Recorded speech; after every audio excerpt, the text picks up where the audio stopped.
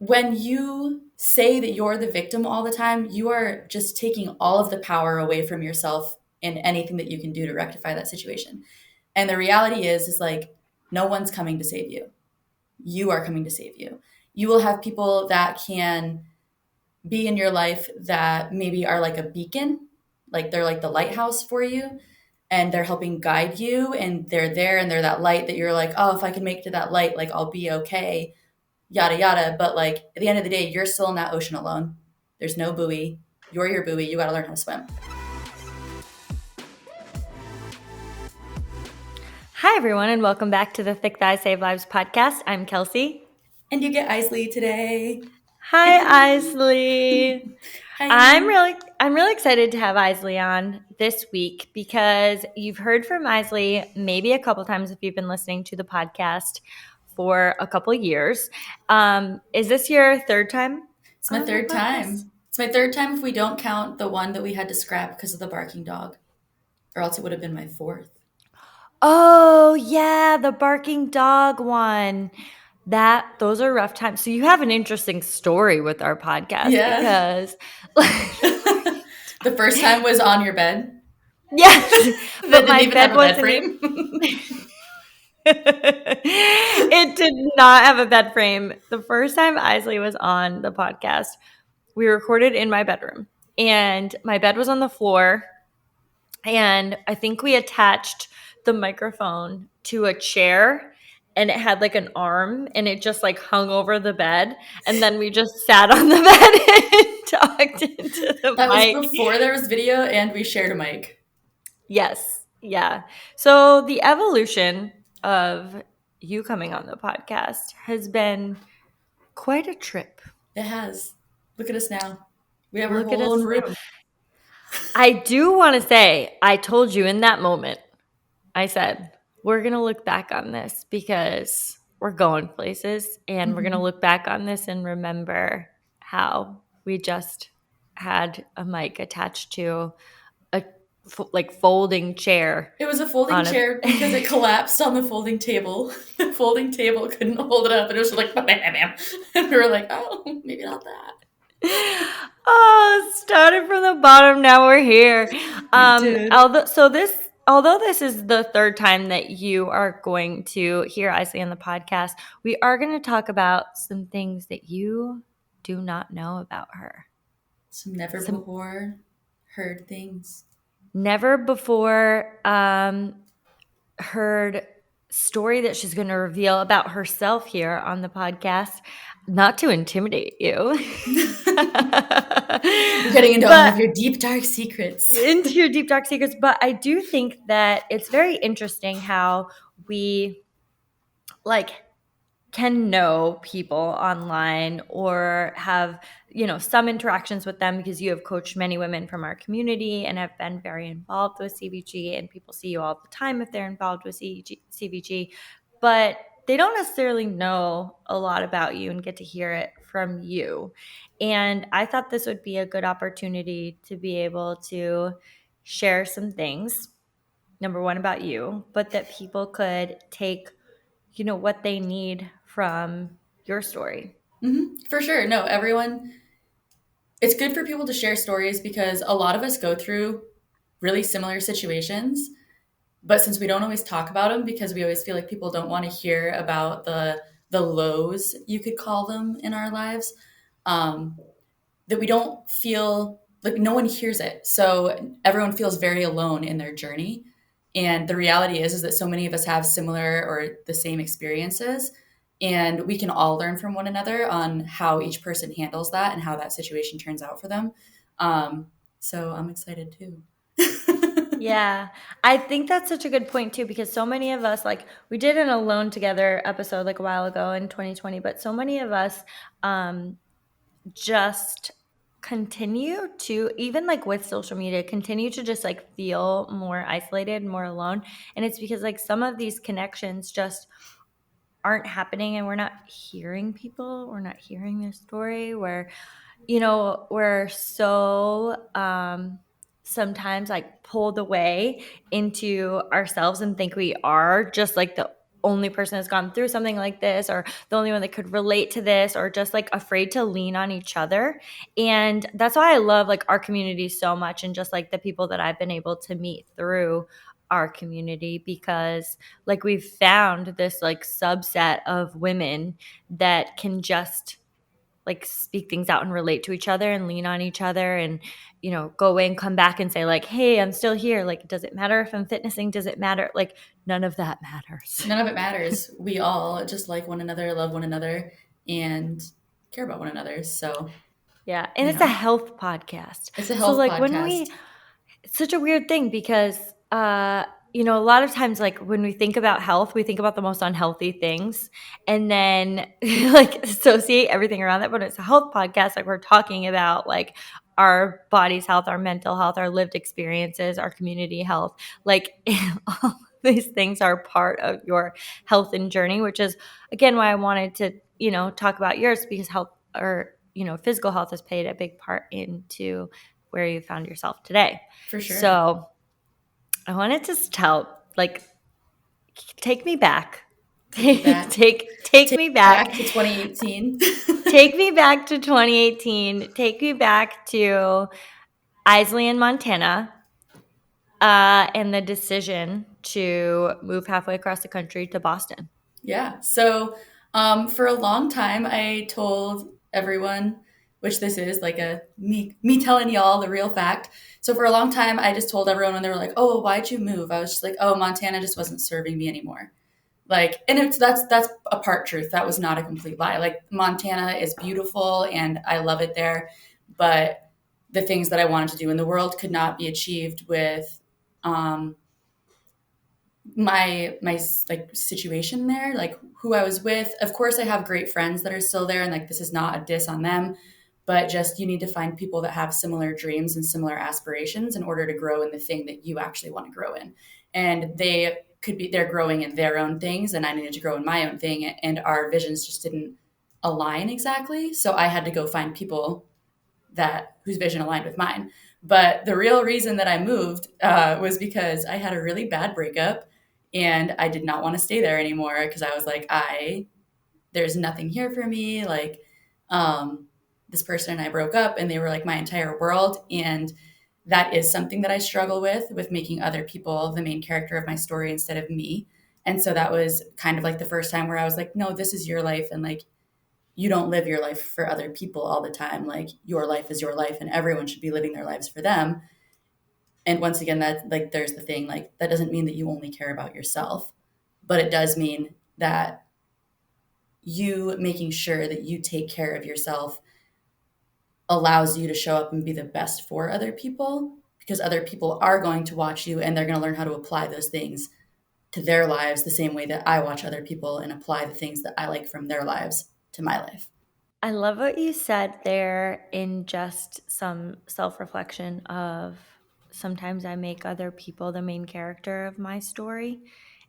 And I think so many people can relate to that, We because do.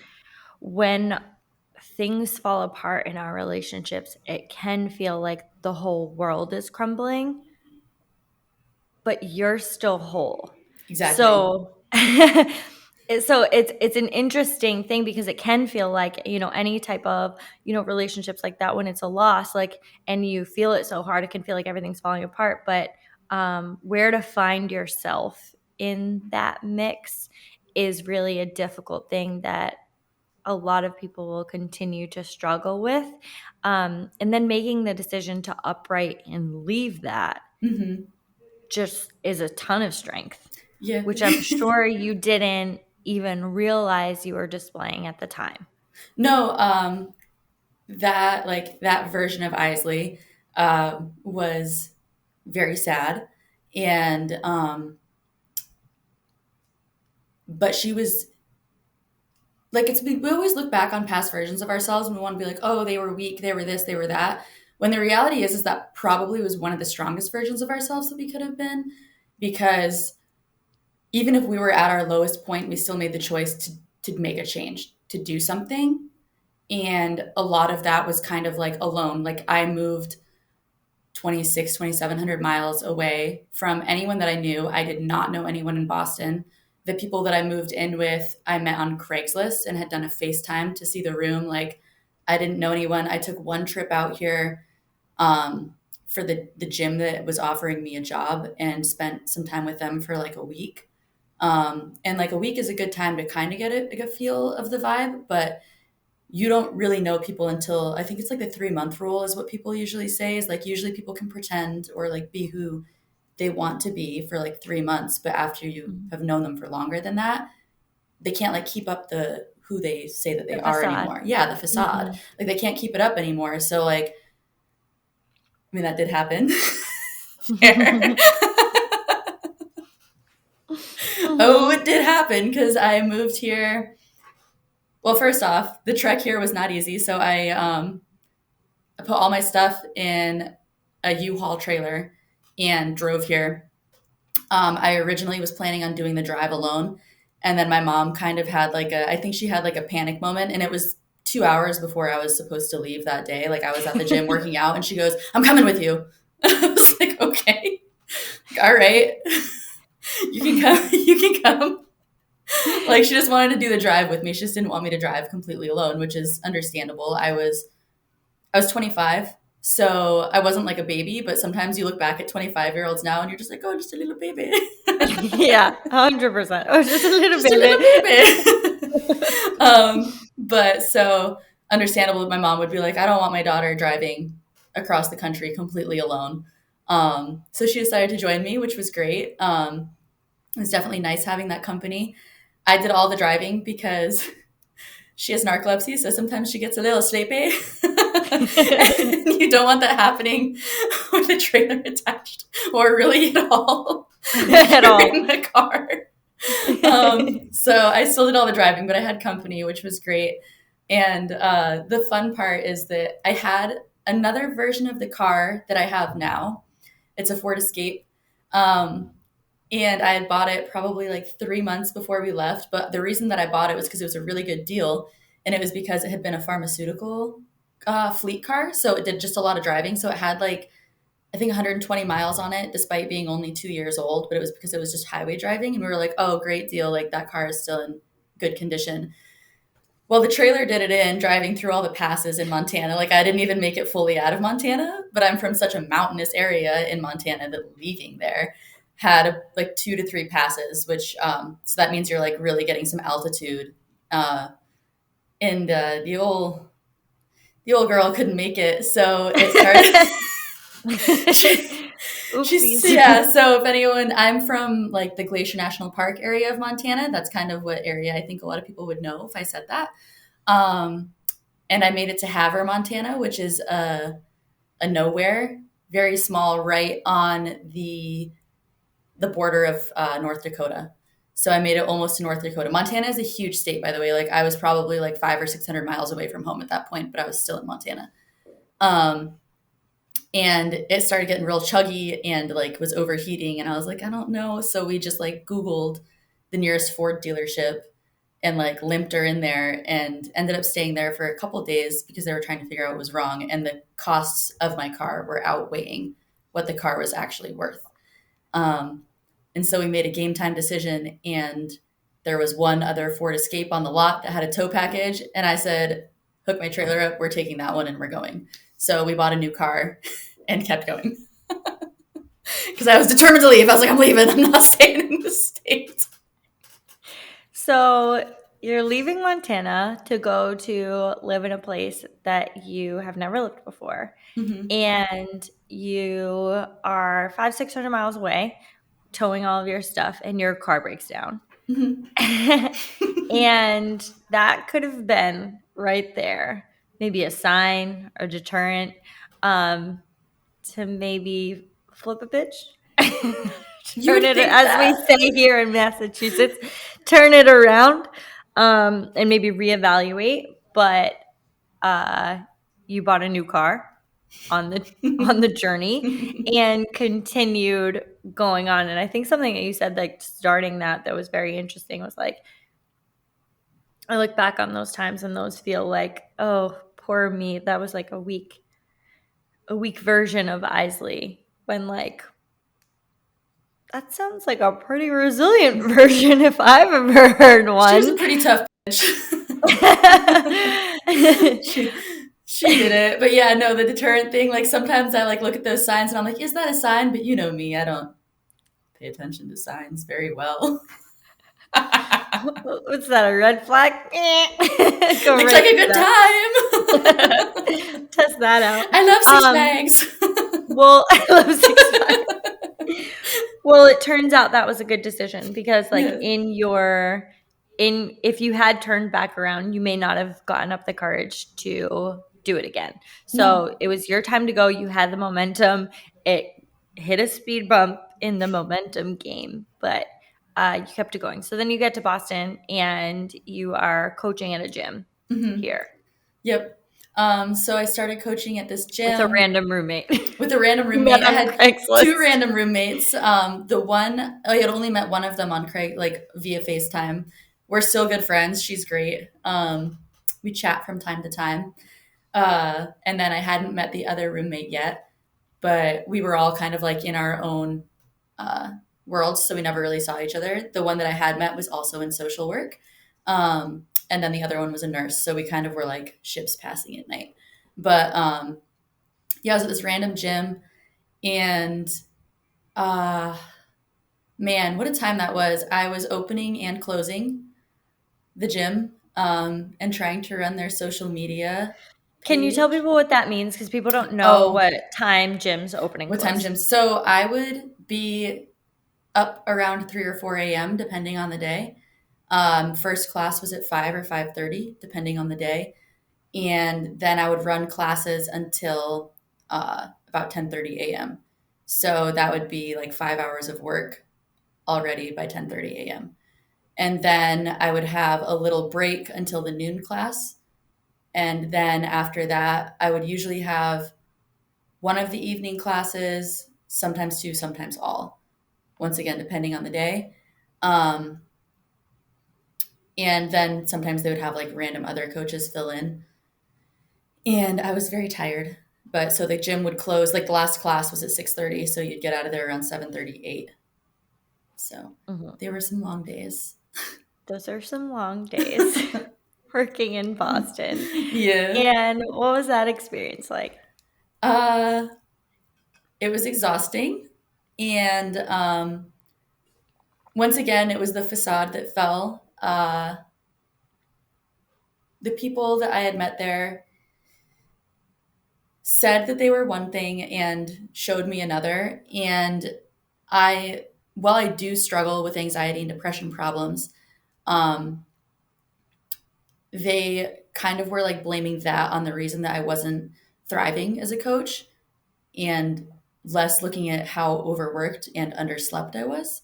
Because when I was doing that, I was still training, doing 2 a days as well. Like I was training twice a day. So I would be training usually after like from 10:30 until the noon class, and then after that I would train again for another 2 hours or so.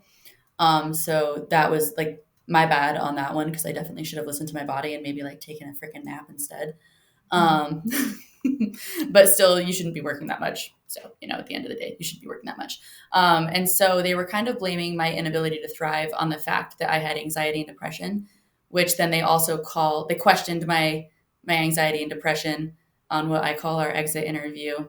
um, All right.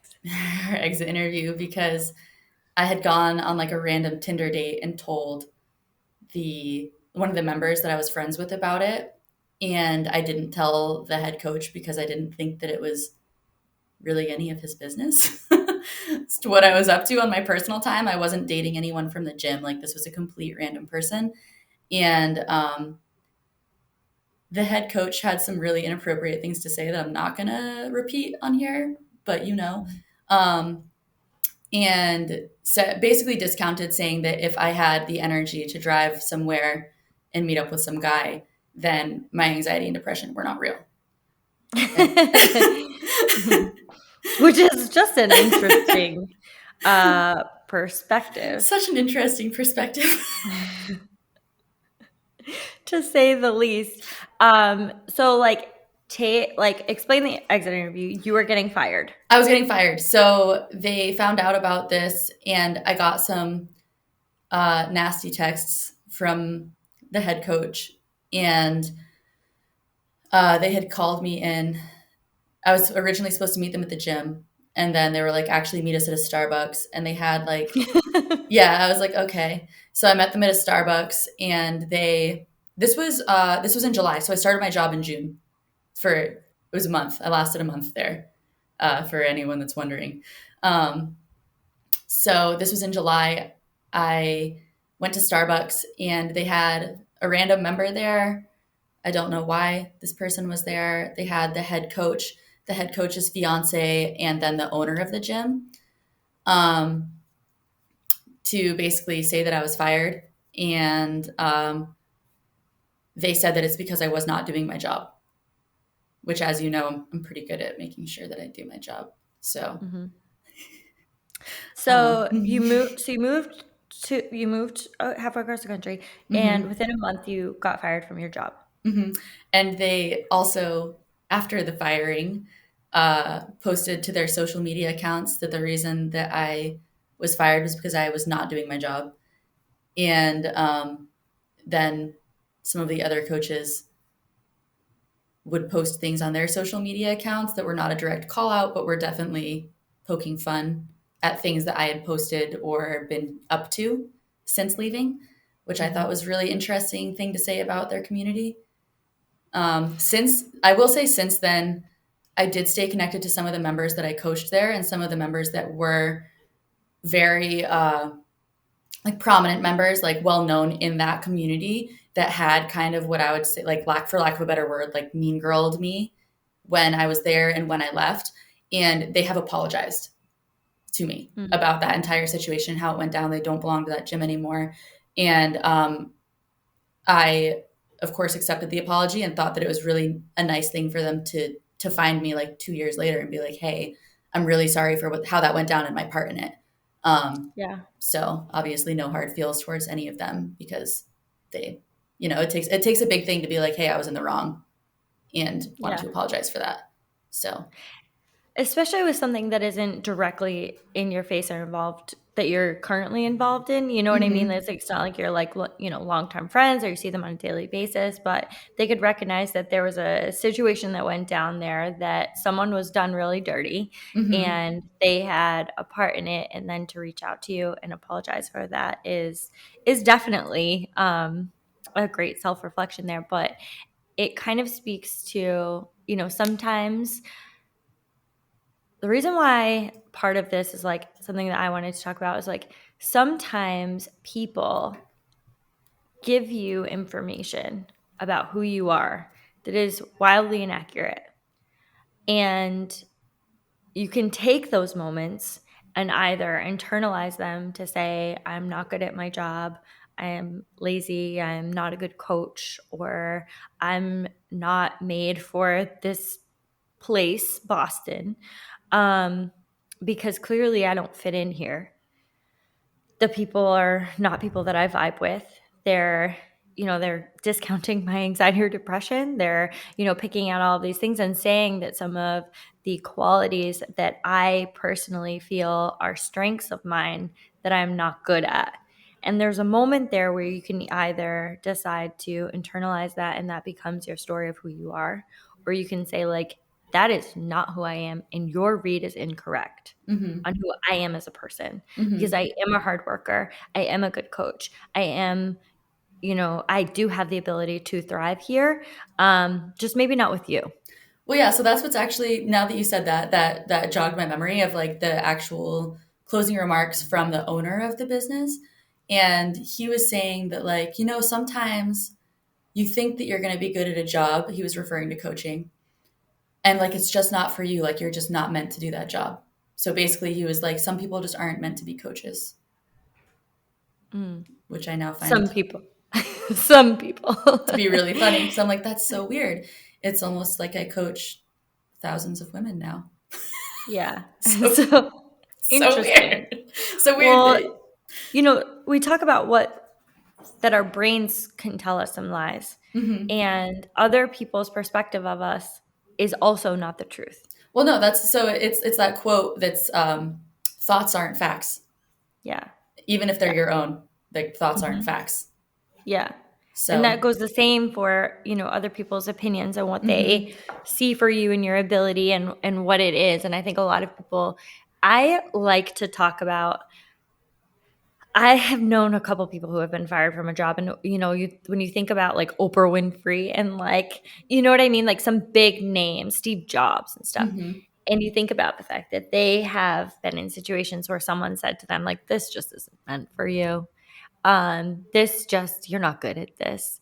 And where they have gone from there is sometimes just incredible. And we mhm. look at those examples as being like, wow, those people are just amazing. But I think so many of us on a smaller scale, not even a smaller scale, because our scale in our life is the only one that matters, Right. are faced with similar things that happen all the time. Mhm. And we do have a decision in those moments, which I'm sure if you can think back, you had some doubts on your coaching ability. Absolutely. I was like, am I like not a good coach? And then I was like, I don't know. These people kind of like aren't great in general. So like why should you feel like they're like don't give their opinions so much weight? Wait, yeah. Um, You honestly always have to look at when someone tells you something.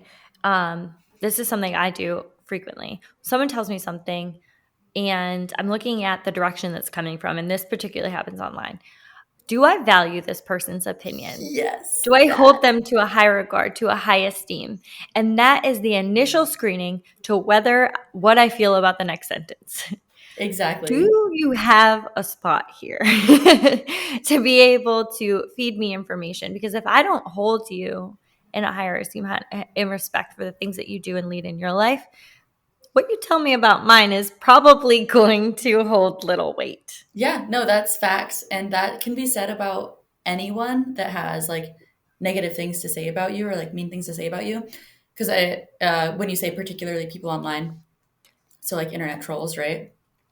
Um, Sometimes we're like, oh, how come it doesn't bother you like that much when someone says something? And it's like, I look at their lives and they have nothing that I want. They are not leading a life that interests me in leading. They don't have anything that I find particularly valuable. So why does their opinion actually matter to me? And it doesn't. Mm-hmm. You Mm-hmm. know, like there's nothing about their life that I am envious of or that I Yeah. want. Like there's nothing there that I want. Because the thing is like, I don't want to say envious. I guess that was kind of like the wrong word choice because just because someone has something doesn't mean that like I envy them for it. Mm-hmm. Even if I also would like the thing that they have, I'm glad that they have it. I would just like to have it too. And you know, Mm. there's always a ton of That pie can be for envious. everyone. But Mm-hmm. you know, mhm. Definitely. So you get fired from that job and you find a new one, I found a new another one, coaching job. another coaching job. So this was actually from someone that I had met at that gym that was dropping in, and they were a massage therapist, which I do massage, and so he and I had talked about doing massage therapy, and he worked at a couple other gyms, and I was like, hey, like, um, this didn't work out at this gym. Like, I need another job. Like, are you looking for any massage therapists? And he was like, I'm not, but I know a gym that's always hiring coaches. And that was how I ended up at the next gym, which is where I met you. And the next gym was another gym in Boston, which is actually closed It now. is, yeah. RIP. R.I.P. And you were working there similar, long Long hours, but still hours. working there. Yeah, long hours. Management and ownership. Well, I guess I should say ownership because management, I actually got along very well with the head coach and the other coaches that I was working with there. I still talk to all of them. I love them. Ownership was not great there either. So obviously, like he was the one that dictated the schedule. It was not the head coach there. It was actually funny because the second that I got the job, there were cameras all over that gym, right? Except for like in the laundry room. The head coach like pulled me into the laundry room and was like, I need you to know blah, blah, blah, blah, blah, blah, blah. Like you need to do these things. Otherwise you're going to get walked all over here. And I was like, okay. Like Okay, that's he doing was you like, we got to favors. talk. Yeah. Yeah. Yeah. Yeah. Yeah. Yeah. He's great. Still good friends with him too. But yeah, so that was another interesting experience. Once again, was opening and closing a lot of days, not all of the days. There were some days where I only came in the afternoon. So it was an improvement, and the pay was better because the other gym was rough. for pay. This one was also rough for pay, but better. So, and then I met you there, because we followed the same programming at that point in time. And we were like, oh, let's train together. So Mm-hmm. that was Yeah, great. so that's where I met Eisley, in the basement gym. So bringing it through to how Eisley got involved with CVG, I was going to school in Boston at the time, so I was getting my master's in social work, clinical social work, and working out at this gym some of the time because I was also coaching at another gym that was closer to home. And I was like, "Who's this girl? She's super strong. I like her." We didn't vibe right off. No, I was definitely Like we were intimidated by kind of like, have you. you ever seen like it? Like I kind of like it, kind of like cats, but like they were just like, oh. Like I eyeballing one knew, another. yeah, like oh, it's like in the circle. But I initially was like, oh, she seems cool. Um, I had issues at that point in time. So that's where like we like look at versions and how we always grow and evolve. Um, and because of my upbringing, I definitely had like some internalized misogyny, and like confident women were a huge turnoff to me because I was raised that women who were confident were oh, there's a word for it. Stuck up. Stuck up, yeah, like just like I'm like, oh, I've been you're like, there. I've been called this before, and it's like braggy or like full Yes, of braggy, themselves, right? full of Like themselves. Yeah. full of Hmm. themselves, like the oh, like women who have confidence are like just she's so full of herself. And so that was how I was raised around women and confidence because it was always like, oh, women are to be quiet and like servy. I had a very religious upbringing, um, so there was that into play. And while I was not religious at that point in time, I still had some of those things going on. So Kelsey is obviously, as you guys know, like a very confident woman, um, for every good reason because she is a badass. So obviously that's going to shine through. And I was super intimidated by that, and I was like, I'm not sure about this girl because like she kind of seems like a bitch. And then as I got to know her, I was like, oh no, she's like really nice. And then I was like, oh, she's like a good support, like she's like super cool. And obviously, I grew to now you're my platonic life mate. Um, so we had to work through those things and being like, it was a lot of. I like to think of it this way. So sometimes when we have these thoughts, we're always like, oh my god, I'm such a bad person for having those thoughts. And it's like, no, you're not a bad person for having a thought because a lot of things have been conditioned into us. So I was conditioned to believe that confident women were bad or these things were bad. The reality is it's not the first thought that pops into our mind, it's the second thought that follows is actually who we are. So the first thought can be like, oh, like I don't like that person, or I don't like her because she's wearing a short skirt. I don't like her because she's got confidence. But then your second thought is like, oh, why? Like why is that a bad thing? Why is their confidence a bad thing? Why is showing some skin a bad thing? Like that second thought is actually who we are and not who we've been conditioned to be. And that's the person that redirects us into being the person that we would like to be. I love how you said that. I love how you brought that up as well, because I think that um, reflecting, the ability to reflect on your upbringing to really indicate your initial feelings about someone else who is existing, like, and just being able to reflect on that, because so many people, I want you guys to think about this. Your initial reactions to something, how much is your conditioning, your upbringing, how much is that influencing your initial reaction to something? You're like turned off, you're angry, you're whatever. And could we maybe use that as an opportunity to figure out why? Why is this thing like irritating my demons? Why is this thing so uncomfortable for me? Or like, why am I so turned off by this thing that's presented? And I think with women, I love when you particularly talk about this, because I think this is such a common thing with how we perceive women, how we interact with other women, and then how we present ourselves to the world, because we don't want to be that, right? Like we don't want to, and it's changed a lot. So I don't even, it's, a lot of people have really become more accepting to confident women, or have striving to be more confident.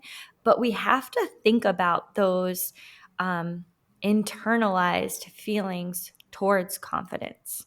How do we perceive other confident women when they're presented in our lives? Mm-hmm. And Eisley's confidence has come a long way. Mm-hmm. You can see that, but that was every day you made a choice to check that, and to kind of become more comfortable with that confidence, and decide what you would like to take and put out into the world. Mm-hmm. And like I don't have as much of a, so I have sisters, and I my mom is Laurel's a spitfire. real spitfire. But I have existed in this world for a long time, and um my confidence, or the way I present, isn't always received well by people, particularly women.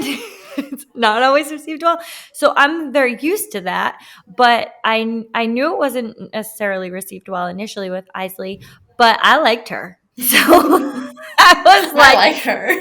I like her. So I would like to work out with you. I And just I would like to text you. I was gonna say, so I distinctly, that was back when we had a freaking Android. So like half the I time when I did. was in that gym, I couldn't even talk to you. So we'd have to talk on Instagram because that was Mhm. the only way that I couldn't text you because I couldn't text in that gym. I only had internet options. Mhm. Um, but I remember one time I posted like a sandbag workout, and it was one of my morning sessions. And it was like, so when I wasn't really sure about you, but you responded to my story and you were like, oh, like I wish I was working out with you right now. And like I distinctly remember being like, oh, she like wants to be my friend. I want to be a friend. I was like, oh, she like wants to be my friend. And then I would think back to also the fact that the person who connected us gave me your phone number before they gave me your, like before we connected on Instagram. And I remember that I got out of the gym and it had been like 10 hours later that I texted you back finally, because you would text me and be like, hey, like blah, blah, blah, blah, blah. And I just didn't respond because obviously I didn't get the message, because then I came out of like the dungeon and was like, oh Mhm. shit, I didn't text her back for like 10 hours. And then I was like, what if she doesn't, like, what if she thinks that you hate her? Like, because you ignored her all day. Which, once Nope. again, you didn't have a second thought about it for sure. No. Knowing you now, because you're like, if I get back to you in 3 business days, we're doing well. We're doing well. And like I'm always just like out here existing, and then You I'm like, are. I think we should be friends. Yeah. Be my friend. And it's like I wasn't like that until recently. Remember when I was at that party? Mm. Who are we mad at? And Yeah. I was like, ooh, we're mad at us, girl. we're mad at us. I was like, who are we beating up tonight? It's us. It's us. Well, because once you start to, and I think this is something like we're always like, always working on, but once you start to just like come into yourself and like interact with the world from a more genuine place, and like less, more judgmental, or Mm-hmm. honestly, I think most people are interacting from a place where they're so worried about like how they're being perceived, or it's like a competition, or like it's all these things that they're not like seeing other people. Mm-hmm. We're not like just interacting from ourselves, and just like seeing other people and realizing that like, what someone says has nothing to do with us, or how we present in the world like doesn't have to make everyone else comfortable. Mm-hmm. And that Like, realization, to not have to walk into a room and make everyone else comfortable, and just like still be you, is something that I think a lot of people are still working on, a lot of women are still working on.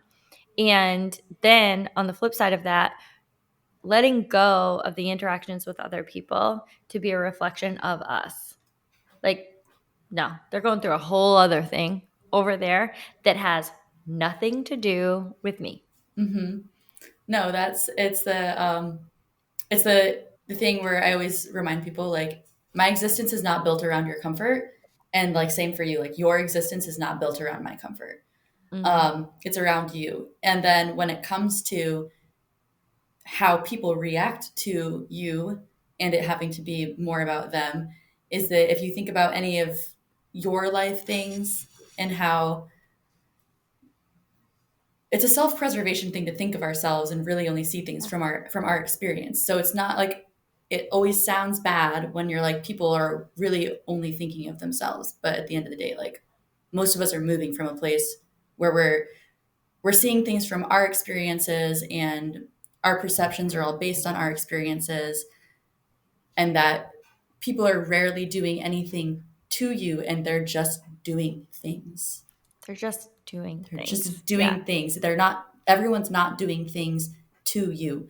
Um, I like, But isn't that something that you, like, you particularly have continued to work through mm-hmm, and grow as a person, like absolutely. separating No, so yourself? especially with like romantic relationships. So friendships, I've been a lot better with that because I've had obviously had more practice with friendships than romantic relationships. Um, but like when you look at how certain situations go down, not everyone that you date that it doesn't work out is not a piece of shit. Yeah. Like sometimes some people are only moving from survival, like so they've been in survival mode for so long that they're making actions that are really just based on self-preservation and they're not out of malice. So they're not moving from, they're not hurting you from a place of malice. They're hurting you because they only know how to protect themselves. And when you start looking at that, it actually, like, yeah, you still got hurt, but like it offers a level of compassion versus, and like understanding versus like anger, right? Mm, So, I mean, you're still allowed to be angry. You're still allowed to feel your feelings and like, sure, that person did you dirty. But if you look at it from them not doing it from a place of malice, it's a lot easier to accept because you feel compassion and you feel bad for them because they only know how to act from a place of survival. And that's really sad existence, like to have if mm, you only can make actions out of survival versus looking at like the big picture. mm. I think that's another thing that we can look at from our initial reactions too, where something that I would encourage people to check constantly with themselves when they have a reaction, especially an undesirable one. And where did that come from? Mm-hmm. Like, was that my initial reaction to feeling hurt or feeling angry or feeling disappointed or vulnerable? um, and is that coming from a survival instinct that maybe I need to rewire because I'm not in a survival place anymore?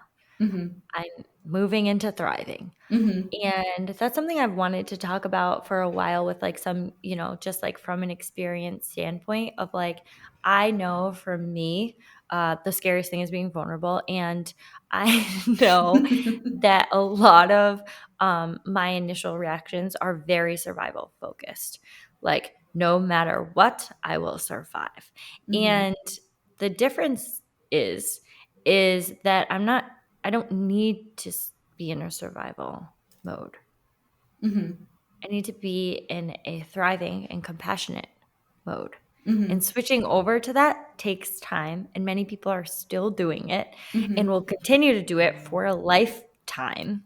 Um, but if you're listening to this, I think that's something that would be a great takeaway for you too, is to just think about what is some of your survival instincts in this world, because if you have lived on this earth for any period of time, you have developed some survival instincts because Mm-hmm. you're still alive. Mm-hmm. And those look different from a lot of people based on your different experiences. So they react in different ways. Mine's anger. Yours is anger. Yours is anger. Mine is victim mode, which I Mm. don't love.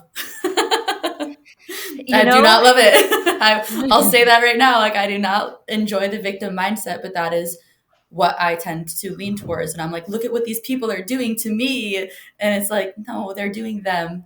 And you're Yeah. internalizing their actions like it has anything to do with you when the reality is they're just doing them. Yeah. I would love if you would talk about that for a minute of like being in a victim mindset and maybe some of the ways that you recognize that you're perpetuating that, like how, and then like maybe some of the ways where you've kind of like adjusted course a little Mm-hmm. bit. Mm-hmm. So I am someone that tends to lean towards the victim mindset. I do not like the victim mindset. I don't know if anyone really does, you know. I don't know if there's a single person that enjoys being like, I'm the victim. Um, But but it's important to recognize, right? yes, it is important to recognize. And when you say that you're the victim all the time, you are just taking all of the power away from yourself and anything that you can do to rectify that situation. And the reality is like, no one's coming to save you. You are coming to save you. You will have people that can be in your life that maybe are like a beacon, like they're like the lighthouse for you, and they're helping guide you, and they're there and they're that light that you're like, oh, if I can make it to that light, like I'll be okay, yada yada. But like at the end of the day, you're still in that ocean alone. There's no buoy. You're your buoy. You got to learn how to swim. Um, and so being like, oh, poor me, this person did this thing to me, this person, blah blah blah blah. This life situation is not fair. Okay, so yeah, maybe it's not fair, but what can you do to change it? Because if you aren't doing anything to change it, then you're keeping yourself in that victim position, right? So like, and then you can do something to change it, and maybe that doesn't work out, and then you go back to kind of being like, oh God, I'm still the victim. But it's like, no, you just keep trying. You just keep trying different ways. You're only stuck being a victim if you keep on telling yourself that you're the victim and there's absolutely nothing you can do about it. So you need to like look at what you can do versus what you can't do to Mm. change the situation. Mm.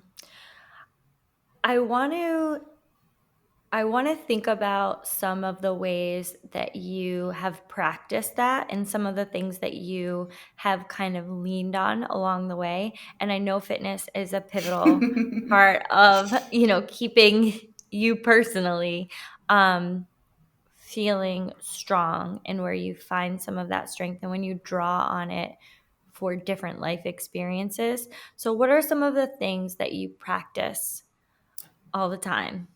So with fitness, fitness was a huge part of teaching me that I'm always capable of more than my brain tells me I am capable of. Um, and that has been the thing that CrossFit has done And for you me haven't from the always been an beginning. athlete. No, no. In high school, I did everything I could to get out of gym class. I would always be like, oh, benching hurts my back because of how arched you have to be.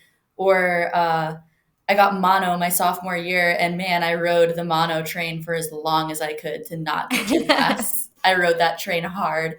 My lunches were Pop Tarts and sometimes McChickens from McDonald's. Um, I rode horses, so I had like the farm strength. I raised pigs. I had like the farm strength where, like you do or die out there. If you're not controlling that 1,000-pound animal, you're done. Um, but like that was really it. Um, so no, I was not always fit. I did zero like high school sports. When I was younger, I did a little bit of dance, but that was it. So you did zero sports. Zero sports. You've not always been an athlete, and you had an No, eating I disorder. had an eating disorder. So yeah, so if we go back to high school, Eisley graduated when she was 17 because she did. I did it in 3 years. I did not enjoy my high school experience, um, so I graduated early, and then I immediately moved out of my parents' house and got into a relationship with someone that was a drug addict and was about 5 years older than me. Um, and I think We're not gonna mention his name because dating a no, minor would probably look bad. there was a lot of stuff about that situation where yeah, it looks really bad and it was illegal. Like there was so much, it was illegal. Yeah, yeah. There was so much illegal stuff going on that, yeah, like I'm not coming back for you 10 years later. I'm not doxing you. I'm not coming back for you 10 years later. Um, but that person was obviously not a happy person. And they compared me to every ex they had, every girl that ever existed, everything, as well as the fact that I had no control. I had no control. I'm doing air bunnies for anyone that's listening. I felt like I had no control over any of my life situation. So I was like, you can be skinny. and being skinny gives you value. So I was eating, I had my little MyFitnessPal app, and I was thriving to be under 500 to 600 calories a day, which is nothing. I was running 3 to 5 miles a day, Do you have an and estimate on how many calories you consume now per I day? do. Just so we can give a Where little give a little reference point. reference. Yeah, I'm in a low day is 2,100 calories, and a high day is like 2,700 calories. Um, so it's like tripled. It should also be noted that since I started CrossFit like 10 years ago, I have gained about 40 pounds.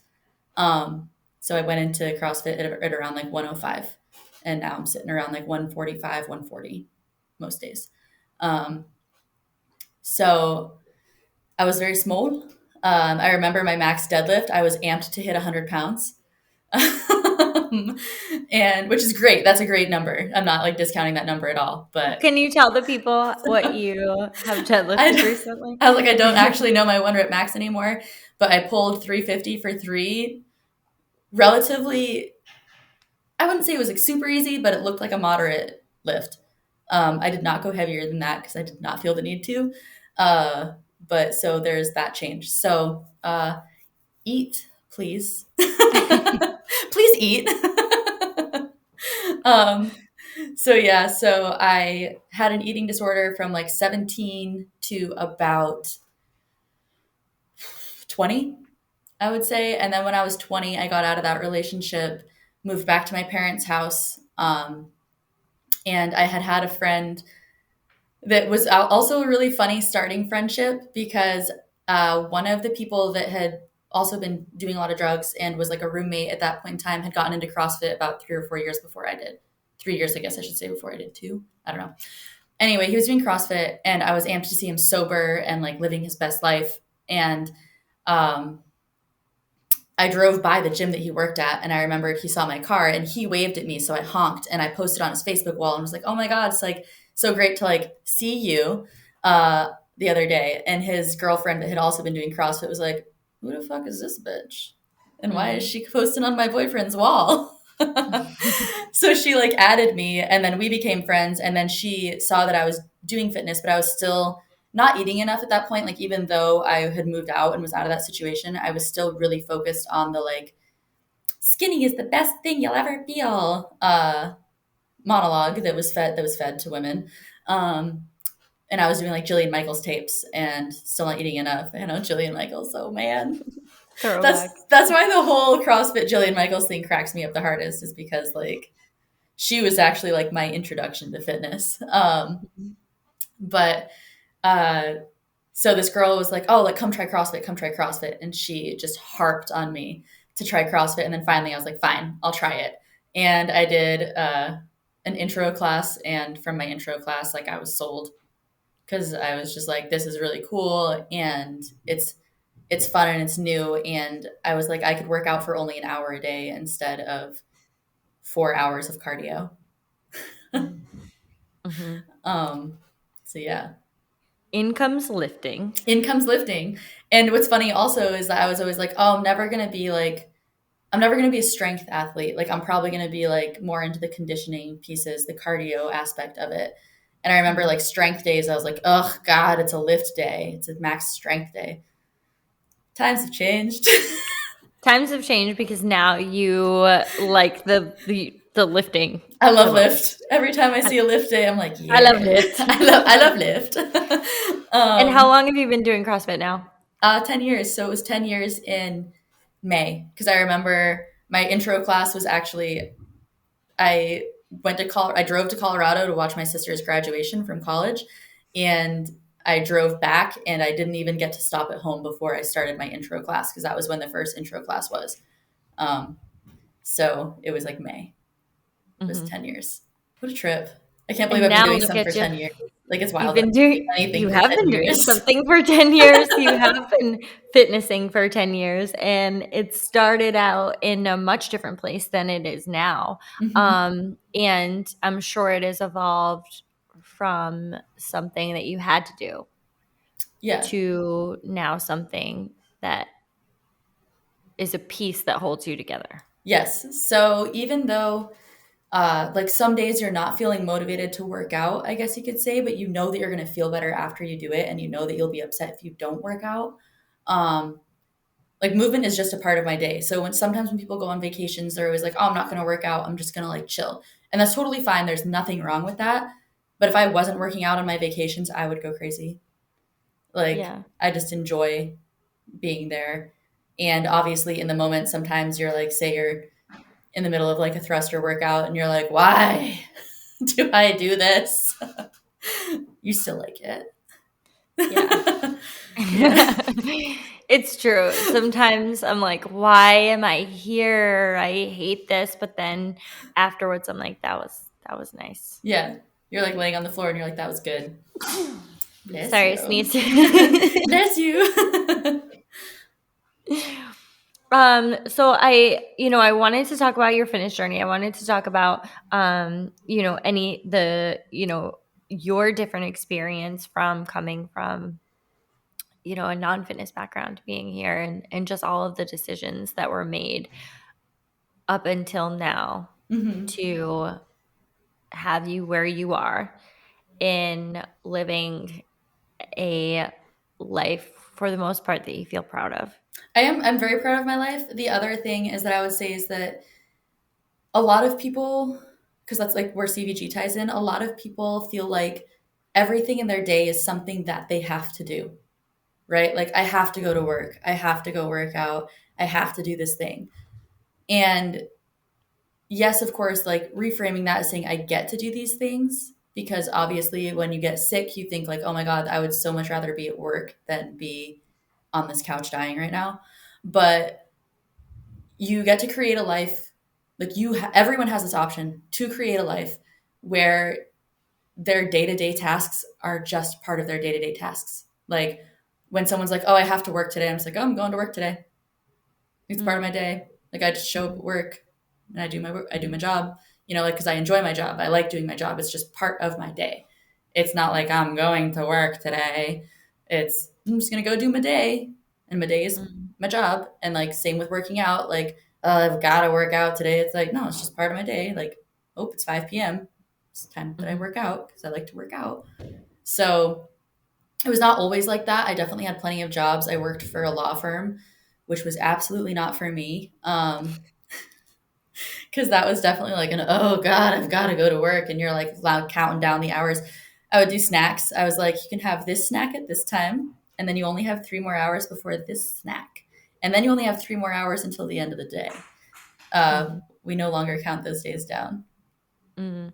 The hours down. Yeah, Yeah. those hours down. What are some of the things that, feel like that you use to reframe some of that? Like, what are some things that maybe people could take with them today? I know some of these things just happen all over time, and Yeah, it's just one of those things where, like, will say be patient until I'm blue in the face, and I just, you know, I don't know if I could say it any more, because there's been so many times where you sit in your life and you look around and you say like, this isn't for me. And when I look back at those times, I say like, she knew it wasn't for her and she made some decisions that were not immediately this like flip, like totally turn and have a whole new life, but they were small decisions to lead to a new path. And I want people to know when it's time to make some of those decisions and figure out how to reframe some of the things with it. Like, what can you put in place that makes you start to feel a little bit more powerful? Or what are some of the things that you can put in place that you currently have in place that maybe you lean on? right. So first things about the making changes and it not being like an immediate thing. Yeah, you've got to get rid of that idea that it's going to be a 180 the second that you make one change because Yeah. it very rarely is. There might be an extenuating circumstance where it is. That's not the normal. That's the exception, not the rule. So a lot of it is like looking back and being like, am I happy? And like really answering that question is like, am I happy? Do I look forward to things in the day? Um, a good question is like when someone's like, "Oh, what's your favorite part of your job? What's your favorite part of this day? What's your favorite part of that?" And thinking and being like, "Do you have a favorite part?" Because if you can't answer and you're just like nothing, changes need to happen there. If you are asking yourself, "What's my favorite part of this subject?" and you don't have an answer for it, it probably means that that thing is not for you. So then you kind of have to look at like, okay, well, what do I want and what does light my soul on fire? Mm. And it's just like continuing to ask that because one thing isn't going to set your soul on fire forever either. So during certain seasons of our life, maybe like fitness is the most important thing, and you're like, oh, I'm super into fitness right now, that's the thing that I look most forward to, and everything that I do throughout my day, throughout my life, is going to feed into that one goal of fitness. Well, sometimes it's like, oh, my career. Like, I really love my career, and how can I grow my career right now? So then you have to kind of like look at things like maybe this was like a fitness season of my life, and that doesn't mean that you just get rid of that season completely, but it's not the top burner anymore. It's not the thing that's in front. And so a lot of that is looking at your day-to-day actions and like, is this helping or hindering right now? And I know that you've said that. A couple times. It's always good for people to rehear though, like, is this thing that I'm doing helping or hindering me right now? So is me looking at my phone for an hour and a half when I park in my driveway at night helping or hindering me? We all probably know the answer to that question. But like, so looking at that with like everything. So Yeah. say you're driving to work and you're like, oh, I want to be better at this subject, or I want to be better in this area of my life. And all I'm doing right now is listening to music when I have a 30-minute drive. Is there a podcast on that where you can like listen and like see someone else's perspective that's in a place where you would like to be and see how they got there so that you can implement those things into your life? Um, if you're always tired, you can be like, okay, well, how much sleep am I getting? What does my nutrition look like? What does my water look like? Because all of those things are going to go into your energy levels. How much am I sitting?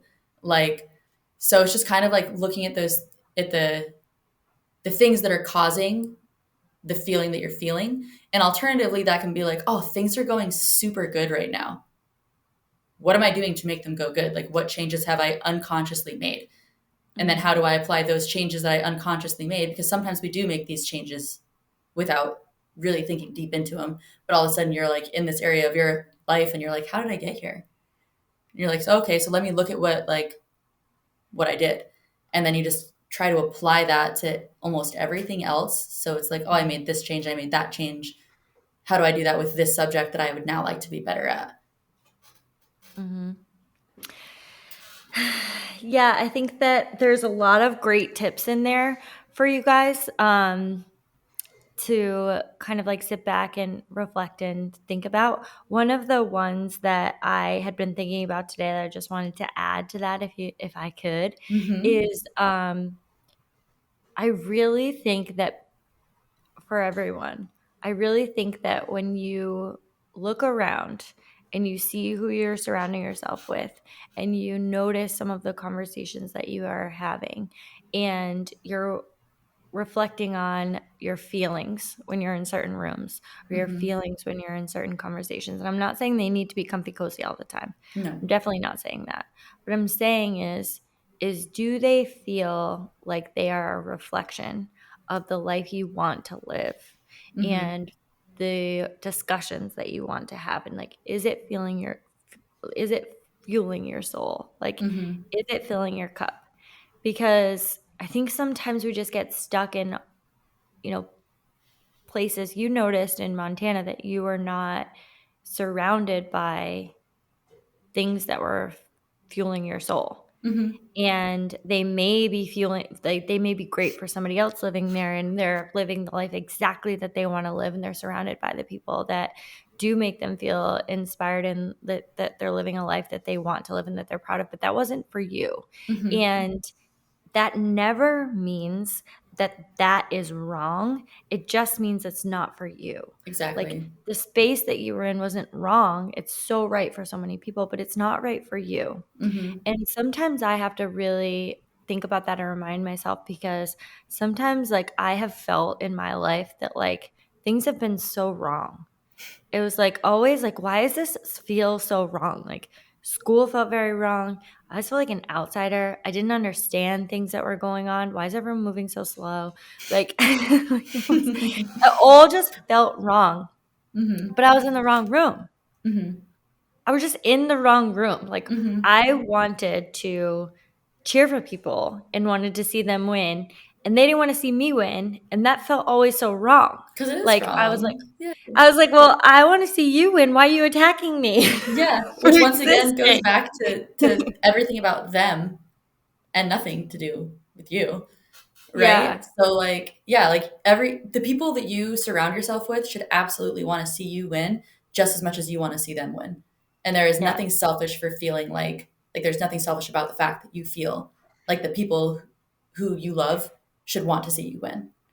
Mm. And I think that really starts with us though. Like I really think that starts with like, I was able to find, people in a community that started cheering for each other. But it Mhm. really started like CBG way back when was Mhm. like, hey, I was like, hey, let's do these workouts, and like I want to cheer for you. Mhm. Like put your video below, and like I just want to tell you you're doing a good job. And Mhm. then that feedback Mhm. just built into a massive thing, because It there's a does. lot of people out there who really do want that. They Mhm. really are here for that. They just don't know how to facilitate it. They Mhm. don't have, sometimes the resources ahead of them, but they've found their way here to a place where we do cheer for each other and it's genuine and we love and we want to see you win. Mhm. But one of the other things, and I want to ask you like an ending question, but one of the other things that I was thinking about just as you were talking is like, if we can look at our past selves with the compassion and respect that that person deserves for Mhm. overcoming the thing. Because if you look at them just at face value, and a lot of people do this with their fitness, you look at them at face value and you say, like, Eisley back then wasn't as fit as Eisley back now. Or, like, people do this when they go through a fitness journey and they go through a momming and they put momming at the top of their journey, but they don't, at the top of their priority list, but they don't look at the sacrifices that were needed to put that there, and Mhm. how amazing they're doing as a mom, and how like how much their cup is filled by being a mom. But they're like, but I'm not the top of my fitness. It's like, well, those two things can exist at the same time. Mhm. Like you can be at the top of both. But if we can look back at ourselves with less like disgust or like shame or things like that, that we can look back and say like, she was so brave. Mhm. Like she overcame so many things. She wasn't weak, Mhm. you know? Mhm. Like I want to call that to everyone's attention, and then I want to ask you if there is something that you want to leave everyone with, either advice or just something that you want to everyone to know. What is it? Okay, so it's kind of a two-parter because when you had said the cheering and some people don't have the the resources to do that, but like you kind of feel like they want to. Mm. Um, I feel like in society we were sold a lie, Yeah. and it's that being cool and being aloof all the time is like the cool thing to be, right? So that when that comes into like it's like a lack of care, like who can care less competition. That's not making anyone happy and that's not serving really anyone, and that's a lie. So care more, and like when you do care, say something because people need to hear that. Mm. And be say the things like to people that you want them to know, but that you kind of wish people would say to you too, Yeah. right? So like be the person that you need for other people, and that's going to get help them be in a position to be the people that you actually need, right? You're Mm. helping teach them by that. The other thing is that you should not you should there's no like right or wrong, but it's really important to understand that your past versions of yourself had to be exactly who they were in order to make you who you love and like today. And who you love and like today is not the final best version of you. You still have so much more to go. And like there's no ceiling to how great anyone can be. There's no ceiling to your greatness, right? So just because you've made it here doesn't mean that this is it, you're done. Because 10 years from you now is going to look back and be like, wow, like yeah, she was super cool, but like I love me so much more now. And it's such a good feeling to really like who you are at the end of the day. And you take things so much less personally when you really like who you are at the end of the day, because you you're the only one in your brain and you are your own best friend. And I'll say that also, like you said, till you're blue in the face, like you are your own best friend from birth to death. You are the one person that you always have. So you need to make sure that you're on your own side, because if you're not on your own side, that's going to be a really not great life. You have to be on your own side. And that's really the only way that you're going to ever thrive. So be on your own side. I love that, first of all. And I just love the possibility of looking in the future and Mm-hmm. saying, like, I'm even, I've even grown more, I'm even better. Mm-hmm. And I don't know how to translate that excitement to everyone else. Hopefully it just is contagious like pixie dust. Yeah. But like I know that sometimes we want to be the best version of ourselves right now, and we have these fitness journeys that stop and start and end, and this was my before and now this is my now, and like it just is like this whole thing is a continuum. And the excitement of starting something with the possibility of ending in a better place than you are now Mm-hmm. should feel exciting to you. Mm-hmm.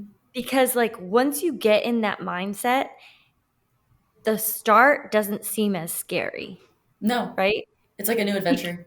It's a new adventure because like every time it's just like, well, this isn't going to happen tomorrow and it's definitely not, and I'm just going to continue resetting goals and thinking about new things and thinking about my, how I can be better, but like the possibility that you have never reached the peak at any point.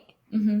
It's just different, Mm-hmm. and it's continuing moving, it's continuing growing, and 10 years from now, you're going to be another version of yourself Mm-hmm. that will have more knowledge and more experiences and will continue to grow and be better. And that's exciting to me. It is exciting. And it's the I same can't thing. wait to Like meet her. I know, right? Like the older versions of ourselves, I've loved myself every as I've gotten older, I've loved myself more and more, right?